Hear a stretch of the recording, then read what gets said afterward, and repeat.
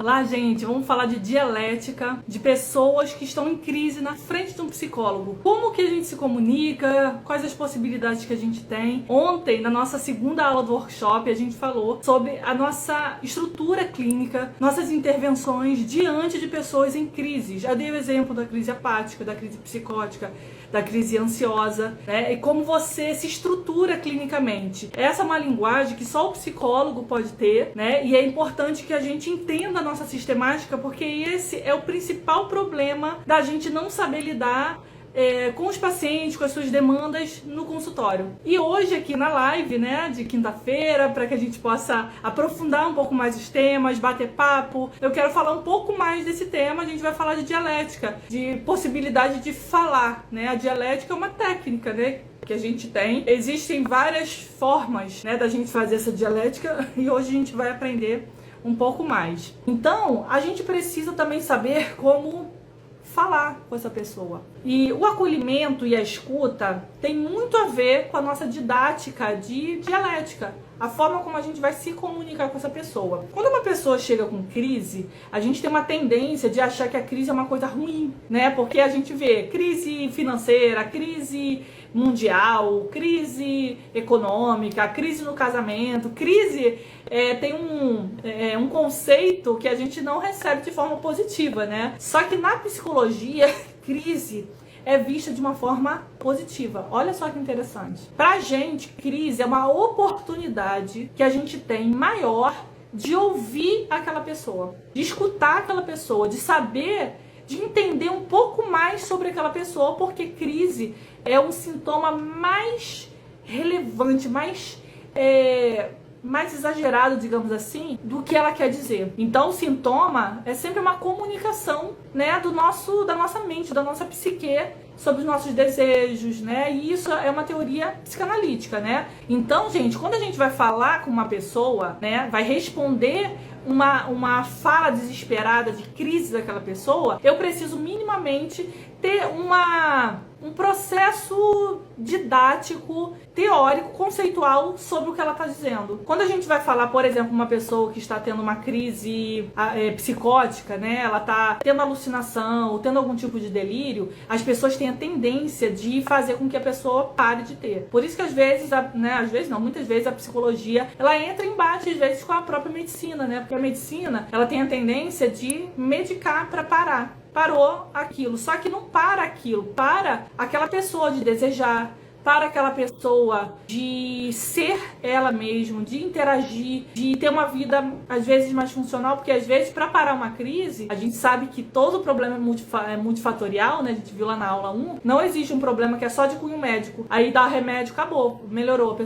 pessoa só parou, né? Mas na verdade continua tudo aquilo. Então ela vai ficar uma eterna dependente, então uma eterna prisioneira da medicação. Então a psicologia, ela é imensamente contra isso. Voltando para a questão da dialética, na crise, uma pessoa que chega pra gente e fala que tá alucinando, né?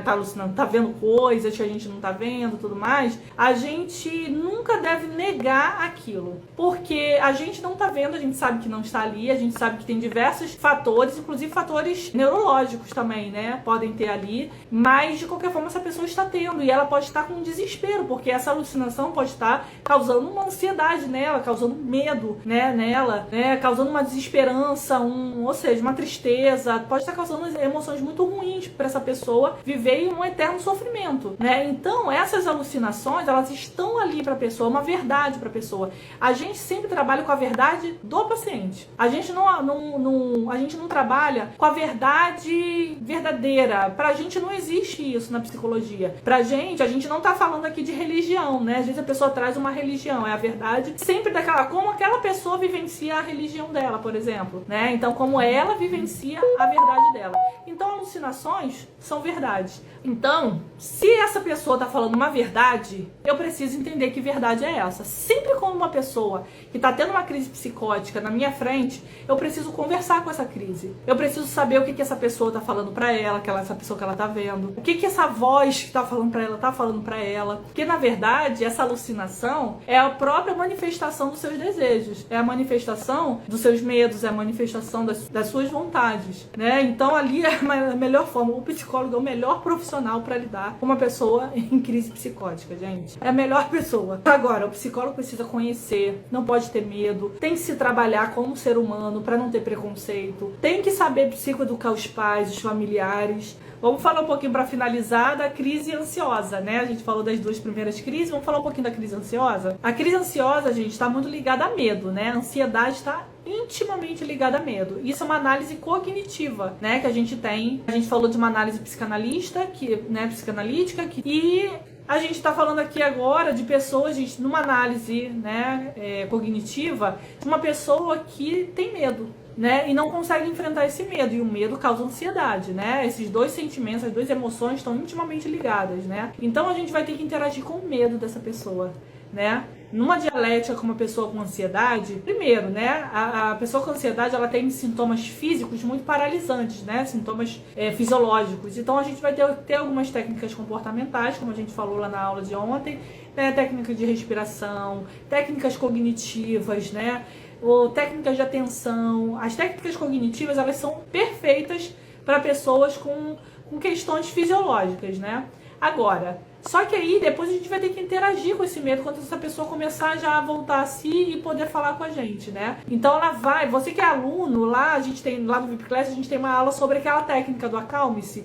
Eu acho uma técnica tão completa para pessoas com ansiedade, para pessoas com crise de pânico, né? Com ataque de pânico, porque ela vai do início, ela fala com quem antes de ter a crise, ela fala no durante a crise e ela age também no depois da crise, né? Então ela age de forma cognitiva, comportamental e cognitiva.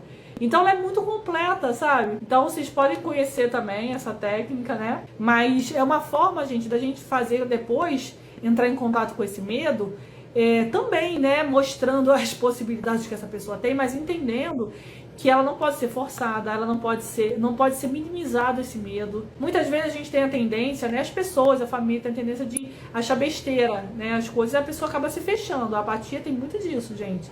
A fator psíquico, né? O fechamento, porque, tipo assim, impossível alguém entender o que eu tô sentindo. Às vezes nem eu entendo.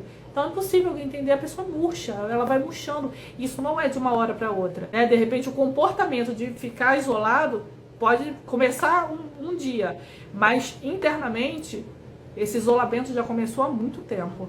As técnicas cognitivas são técnicas que fazem com que a pessoa entre em contato com esse medo disfuncional, com esse pensamento sobre o medo disfuncional. Está sempre ligado a um pensamento, a uma memória, a um foco de atenção, está sempre ligado às cognições, né? Então a gente vai precisar questionar essa pessoa.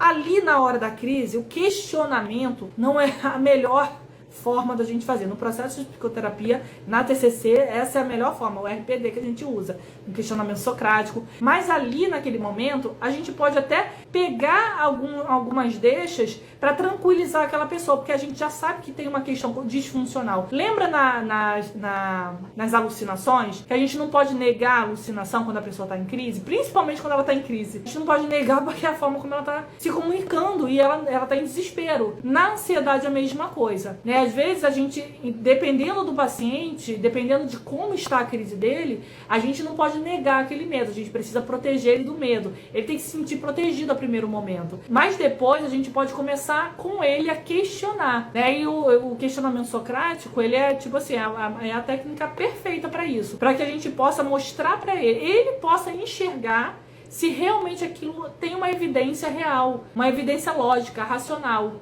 ou não. Então, entendendo aqui, crises são linguagens, né? Então eles estão falando com a gente de forma mais eficaz, às vezes, porque às vezes, a pessoa que não está em crise, ela tem muitos mecanismos de defesa, ela tem muitas questões que às vezes demora a se abrir, demora o vínculo às vezes, né? Então cada pessoa tem um tempo para desabafar com uma pessoa que é estranha, né? Até a gente virar, fazer a transferência, a rapport, o vínculo, né? Demora às vezes, né? E a crise, gente, ela assim, ó, joga tudo em cima da gente. É só a gente pegar, né? É só a gente pegar a bola. Então, gente, eu aguardo vocês amanhã, tá? Na nossa terceira aula. Não perde, gente, não perde, viu?